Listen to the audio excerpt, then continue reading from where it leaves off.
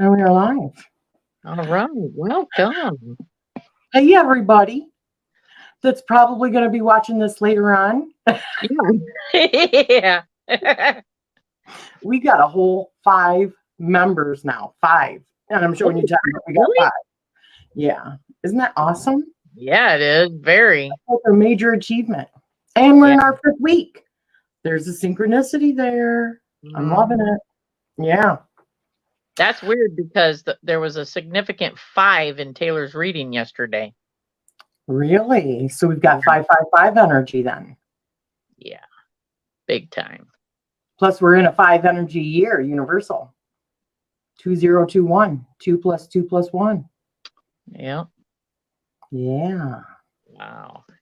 Yeah. I love looking at the symbols and stuff, the synchronicities, right? Oh, yeah, me too. So today we are going to be, as you can see down below, discussing the 12 houses of the zodiac. How exciting. That is exciting. And we've talked about this before early on, but the very first house is your rising sign. This is why it's really important that you get your birth time. If you don't have your birth time, then just use your best judgment. Like I said before, use noon, or, talk to family members that might possibly know, or, see if vital records somewhere that you can get a hold of your birth time, or, however. I just got Jim's birth time. Yeah, I seen you. You talked about that. I actually ran his chart. I can't believe the similarities. But Wow. actually, I can, because the more I'm learning, a lot of the planets, like we talked about last week, are like planets that are in zodiac signs for years. Oh, And it yeah. might take 200 and some years in order for it to go a full 12, signs. So a lot of our planets were the same, but he's only a month younger than me. So Right. that doesn't surprise me. So, anyways, let's just get on with it. And maybe we can end it early today, you know, and then we have more time to gossip about stuff after we're off live. And Sounds good. all right. So, as I said, the rising sign is your first house. The rising sign is the sign that is coming up on the horizon at the time of your birth. And that is what dictates your first house. So the first house, if you look over to the left, the keywords are your, the individual, ego, and the self. Now, the first house shows the sign that it was ascending over the horizon at the moment of your birth. If we think about the houses as rooms in our house, the first house is your front door. The sign on this house is your rising or ascendant sign. This house is all about the way that you present yourself, the way that you dress, you move, and your body. It very much relates to the way that others perceive you or the way that you present yourself to others. So we kind of talked about this also with, you can be a Capricorn, but because my rising sign is, Gemini, people are going to see me as a Gemini. Right. Right? The characteristics of the Gemini. Or if you are an Aries as your rising sign, and it doesn't matter if you have a very more meek, like a Pisces, okay, which is a lot more like introspective, and doesn't matter if your rising sign is Aries, that's the way people are going to see you. So that Yeah. is like the way that you present yourself is whatever your rising sign is. And that's why we start with that as the first house. Now, also for each one of the houses, I just want to talk about this really quick, just so we know. There's 4 sheets this week, guys, which I already sent to you guys. Now, because I don't want this system or these like chats and stuff to be all about just like Western astrology, I want it to be like the basics. And I don't just use Western astrology. I use like a mixture of Western and Vedic. So I wanted to talk about a few things that I have found in Vedic about the houses. And They are called motivations. So the first one is Dharma.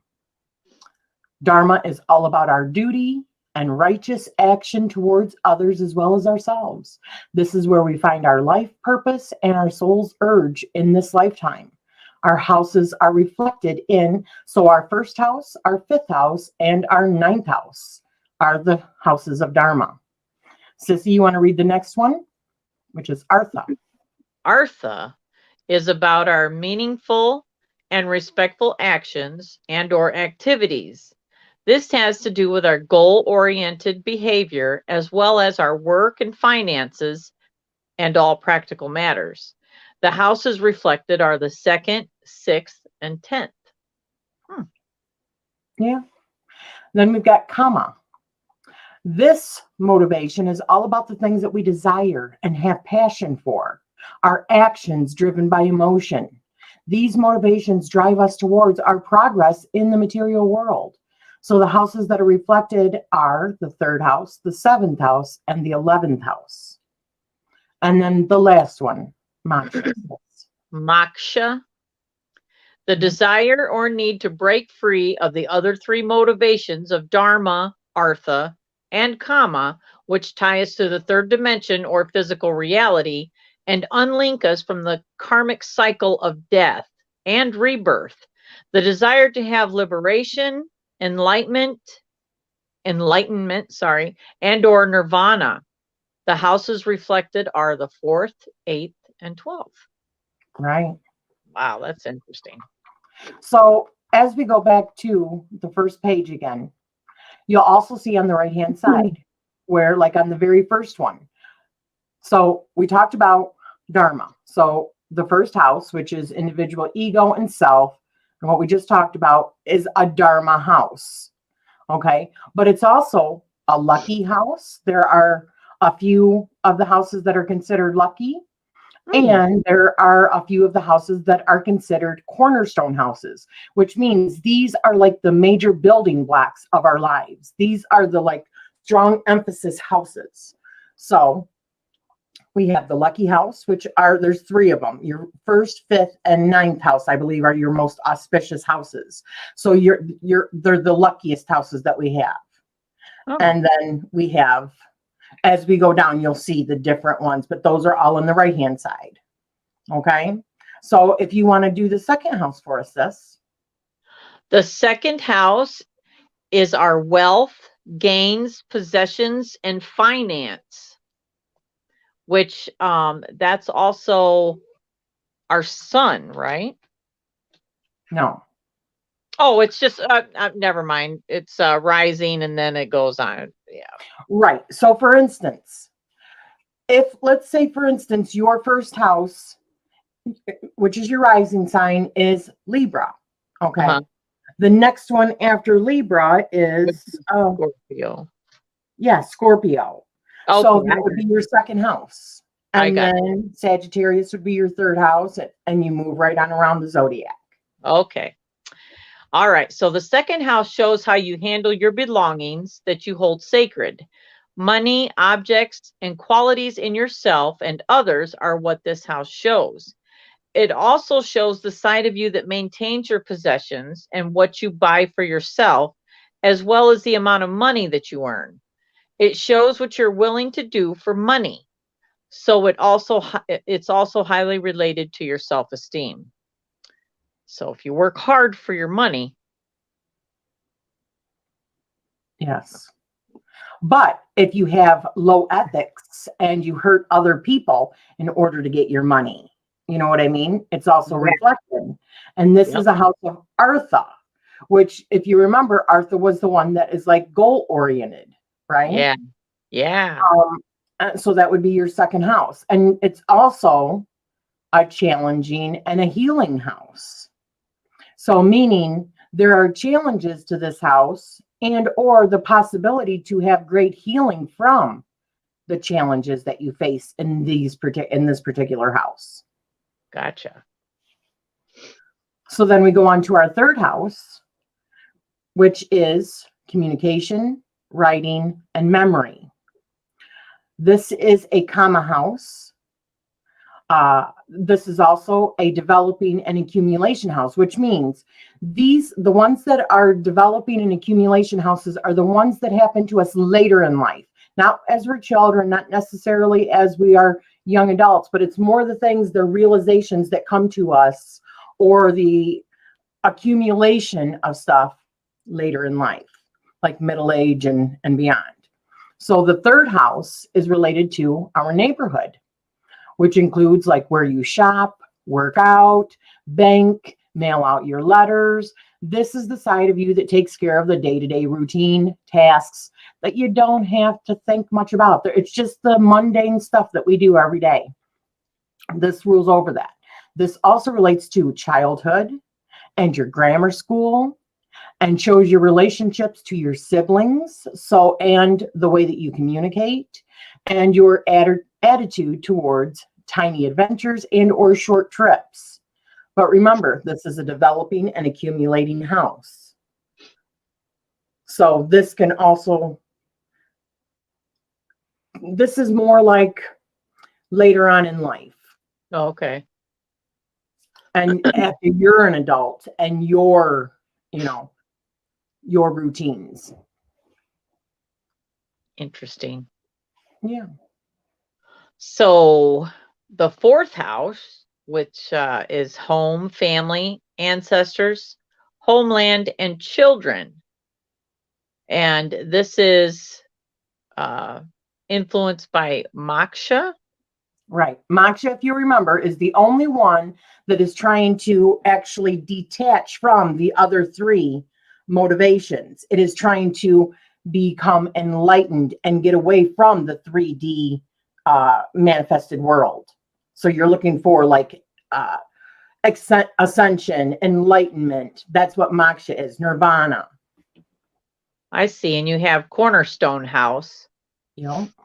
So it's one of the most important houses. Oh, excellent. Which makes sense. Family, home. Right. The fourth house is the symbolic foundation brought from your childhood home, your family, and the parents who nurtured you. You will find your home decorative style in this house and how you keep your home. It signifies your home and your home privacy as well. Real estate is an important factor in this house, as well as all of your foundational childhood memories database from which you subconsciously operate from. So it's like your core. Yes, that's why this is a cornerstone house, because these are the things. You remember, we've talked about this, and this is like one of those commercials like State Farm, like when you turn into your parents as you get older. Yeah, oh my goodness. Yeah, I love that. This is the house that would be associated with that. This is the fourth house. This is the cornerstone, and 4 is like foundation, the number of foundation. Yep. So we develop much of who we are based on the way that our parents nurtured us, the childhood home that we lived in, the environment, the family that we had around us, and that like shows itself in the way that we are as an adult. Yeah, and the way that we take care of our. What? Mine would be Sagittarius, Virgo, Libras. Yeah, Sagittarius. That makes sense because they're like, not spiritual, but I don't know. I guess I'm trying to remember what. Sagittarius is, I seek. They're the seekers. Yeah. Okay. And that kind of makes sense because that's kind of how we were raised. Yeah. I mean, Mom said God is an alien, right? Yep. What is the big thing in your life that is a cornerstone thing in your life? That disclosure, right? Yeah. Yes. So hey, this like this. Yeah. Your mic is doing that thing again. Okay. Let me get out of it. You stay here. If you want to read the next one, Sissy, I'll be right back. All right. Okay, so moving on to the 5th house, we have creative expression and romance. The 5th house is all about the fun side of you, the things you do for play when the work is completed. This is the charming, creative, delightful side of you. where your interests, playmates, and hobbies can be found. This is the house of joy. It can also be the house of speculation and gambling. You know what? Mine's in Capricorn and I don't gamble. I don't remember. Actually, I do. I play the lottery every week. I'm kidding. No, Capricorn is very structured, though. They like playing by the rules. They are ruled by Saturn. Yeah. Yeah. But it is the lucky house, so that makes a lot of sense. I would be curious to see, actually, and I don't have it. I don't remember all of my stuff right offhand. I'm not going to go digging during this, but I would be curious to know what Mom's is, because Mom has always been really lucky. So I wonder what's in her 5th house. Yeah, that's true. Yeah. We'll have to figure that out. Yeah. Mhm. So then we move on to the 6th house. Oops. And I've got to share this again. I am sorry, guys. It's because I had to leave. Oh. There we go. Oh. So the 6th house, this one is Artha again. This is also a developing, accumulation, and a challenging, healing house. So even when you think of challenging and healing house, also think of like Chiron. So Chiron is that thing which we're going to be getting to probably next week. Chiron and the North and South Node next week. Perfect. But I wanted to get past these. Okay. But when you think of Chiron, Chiron is like that thing that you have to learn and heal from. It's a challenge in your life, but once you do, you become a healer. So I look at these houses that are like that, kind of in those terms. And then it's a developing and accumulating one as well, the 6th house is. And the 6th house happens to do with your health, your hygiene, healing, chores, struggles, illness, and enemies. And I didn't ask, is the mic okay? Yes. Oh, I'm sorry. Yes, you're perfect. Okay. So the 6th house is where you keep the side of you that decides how you like things to go along over the course of the day. The planner side of you. Okay. So it's not just the routine, but it's the actual things that you like to plan out. Because this is the house of schedules and planning, it refers to the nature of your work, your environment, and how you take care of your health.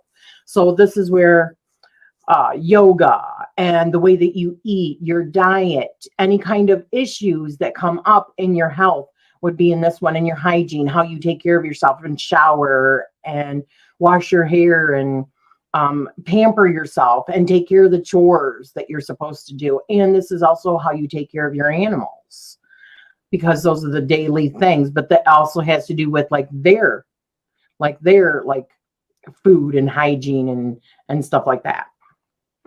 So this is why also a developing and accumulation, because as we get older, we start having more health problems versus when we're younger. And we learn more lessons about what not to do as we get older, because your body automatically starts reacting when you don't do what you're supposed to. Unlike when you're younger, you can get away with stuff, right? Sure. And if you get too old without doing that, it's hard to get back on track. Right, exactly. Yes. All right. So on to the 7th house. We have relationships, marriage, business, and partnerships. And that's comma and another cornerstone house. So an important one again. Right. Yes. The 7th house is traditionally known as the house of marriage, partnerships, and open enemies. It really holds the side of you that really comes out when you're with another person. This house, other person, just one person. No, it's a one-on-one. One-on-one. Okay. This house is about how you handle your one-on-one relationships. Whenever you are referring to my relationship, this is the basis and how you relate. Gotcha. And that's why it's a cornerstone house, because even if it's a one-on, it doesn't matter. It doesn't have to be just a partner. It can be like your best friend. It can be your business partner. It can be the lover. It can be, but it's that one-on-one and the way that you are. Because many times somebody might be completely different one-on-one than what they are with a bunch of people, right? So this house is all about that. Makes a lot of sense. Yeah. Now we have the 8th house again, and this is a moksha house again. So this is a one that has to do with enlightenment and trying to get out of the 3D world, right? And looking for ascension. And of course, this is the house that's based off of Scorpio, which is the 8th house, the 8th sign. So we see that it's hidden, occult, spiritual knowledge, psychic, and the shadow. And we know that Scorpio is ruled by Pluto, and Pluto is all about like life and death and rebirth and transformation and all that. So that makes sense, right? And that's why this is, and this is why that would also be a moksha house, and also why it's a challenging and healing house, like a transformative house. The 8th house is the house that is represented during those challenging and or extreme times when the crisis expert side of you needs to show its face. This is the side, this is the side that deals with agony and ecstasy, with sex, death, financial, and all manners of merger. This house also holds information on surgeries, psychotherapy, and the way that we regenerate and rejuvenate after a loss, how we function during extreme times in our life. Well, that really makes sense for me because, you know, what's in your 8th house? My rising is Virgo, so that puts my puts Aries in my 8th house. So it's like I approach that shit with fire. But I'm not normally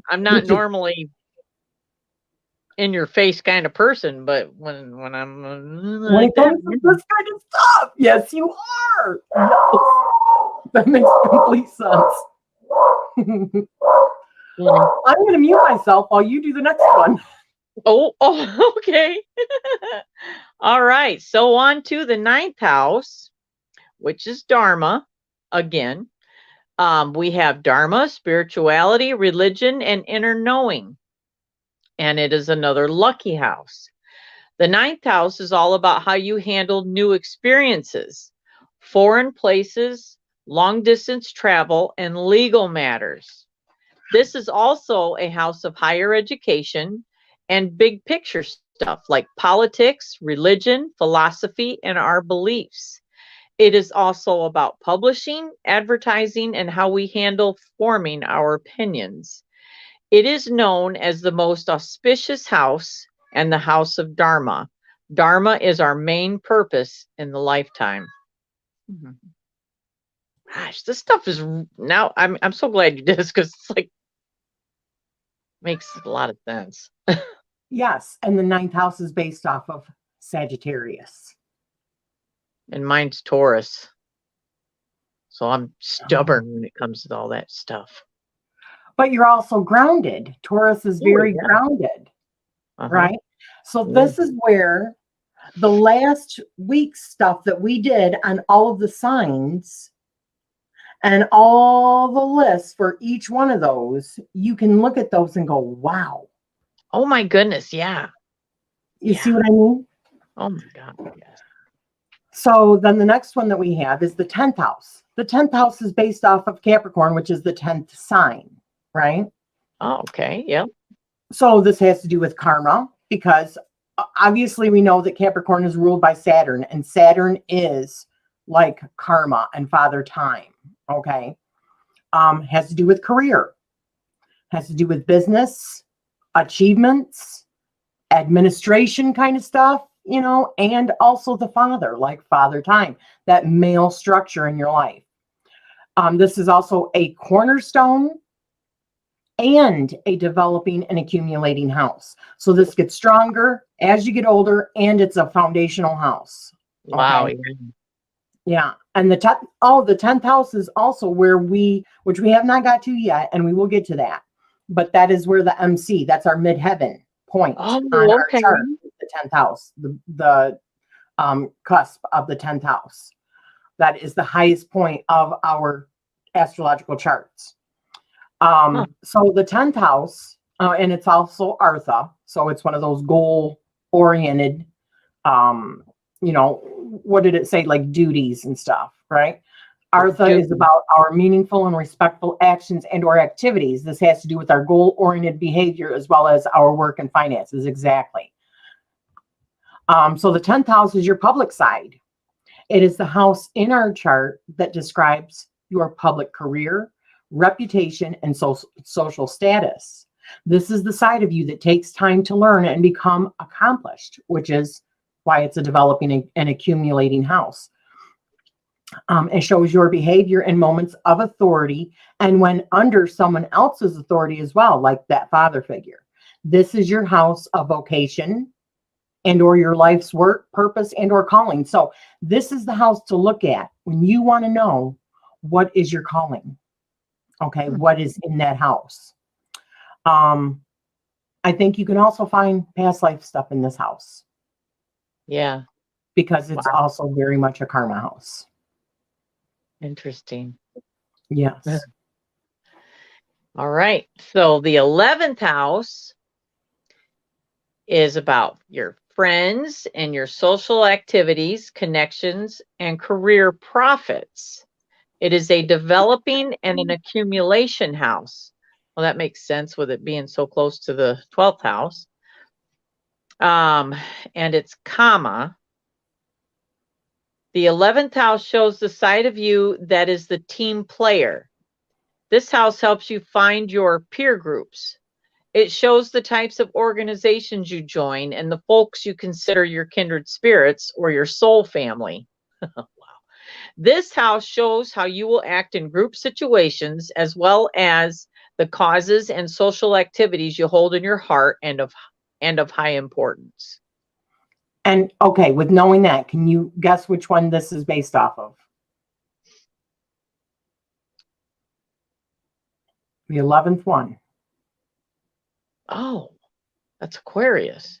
That's Aquarius. And Aquarians are known for being like the big picture, like the humanitarians, the ones that their aims and goals are for, changing things for humanity for the better, right? And they can also be very eccentric, but this is where we meet our soul family. So this can also show us, and this is something that is a developing and accumulating thing as we get older. And that makes sense to me as well. Doesn't it to you? Oh, yeah. Because I think when we're younger, we're still figuring things out. We're figuring out who we are. Later in life, we're done with all that. We know who we are. We know what kind of people we want to be around that lift us up, that don't tear us down. And that's what we want. And we start coming together with those people, those like-minded individuals. And then the last one is a moksha house, which doesn't surprise me. It's a water. It's based off of Pisces.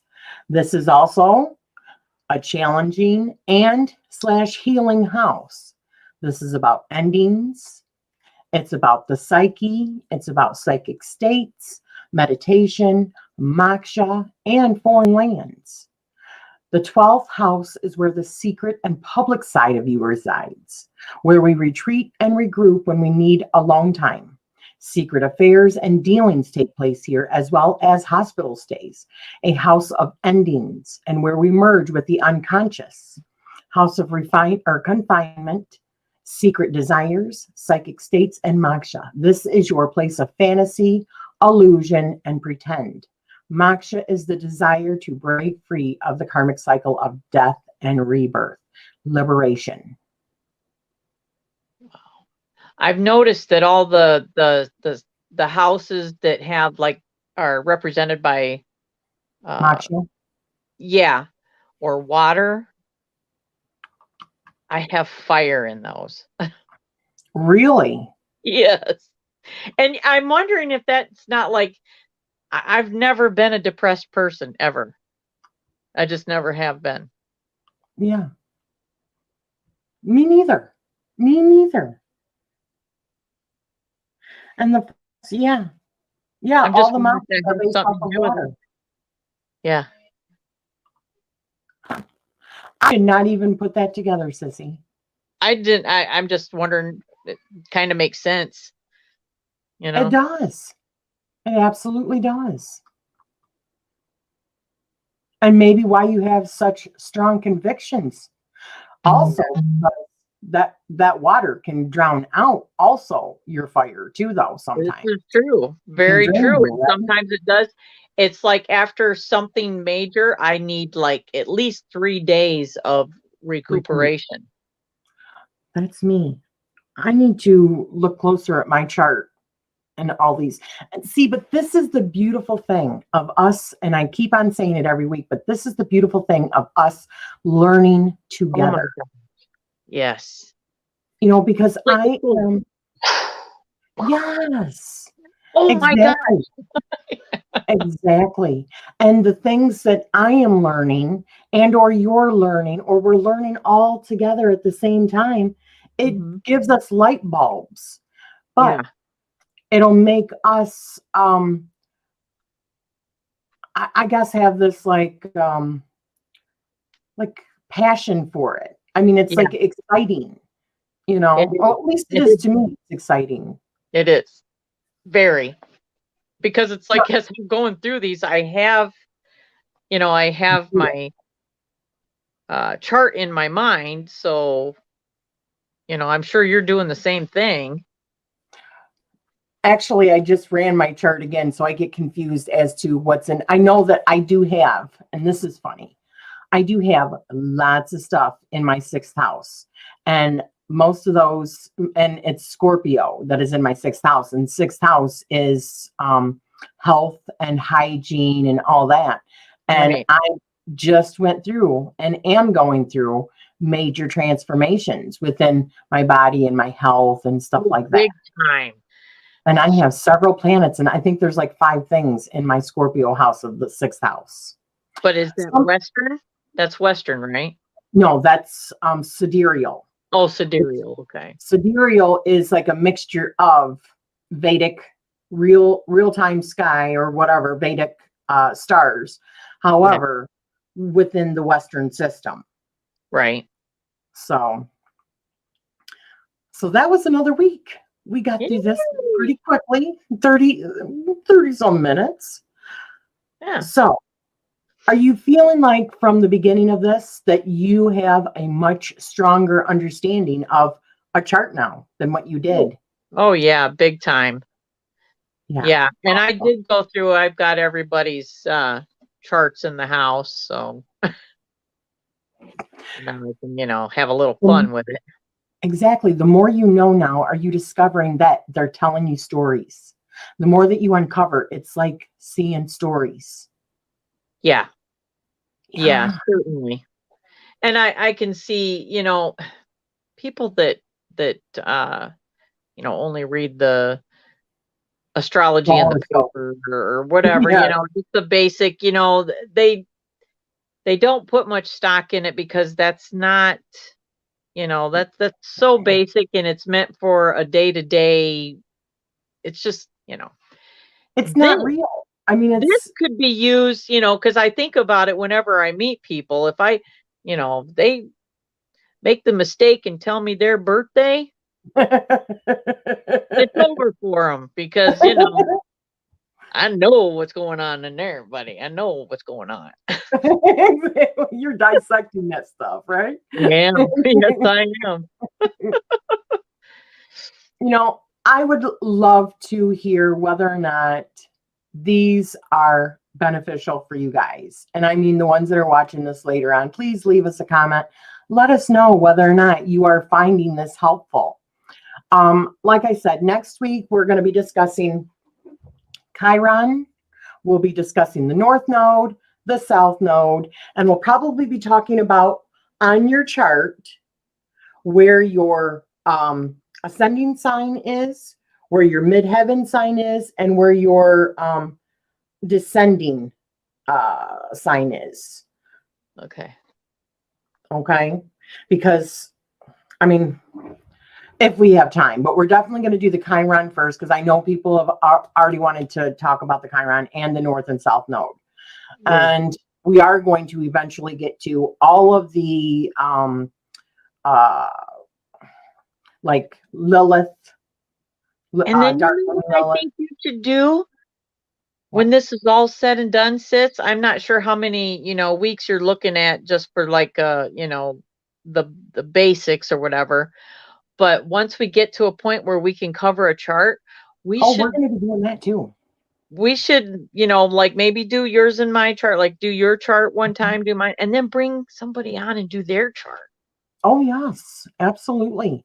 Oh, And we're going to be doing the reason why this is so important too is because for the people that want to learn about the starseed stuff, learning the definitely. basics of these particular astrology things and knowing what to sign. That's what we're going to be, like I said, next week with your ascending, which is what's coming up on the horizon, your midheaven, which is the very top of your chart, and your descending. These are also like target points that they have you look at for possible starseed stuff on both sides, as well as where your sun is. If there's a conjunction with any star systems with your sun, also in Vedic astrology, where your nakshatra is, what moon it is in, and it can trace it right to a star system and look in there. It's fascinating. I love it. That is so fascinating. I can't wait.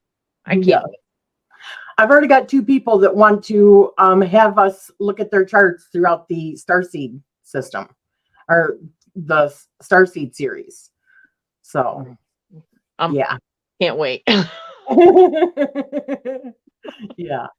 All right. So we're going to end this at 37 minutes. Thank you, everybody. Please leave us a comment down below. Let us know whether or not you are learning, if there's anything else that you would like us to discuss, and we will get to it. And we're sending you love and light. Have a good night. Love and light.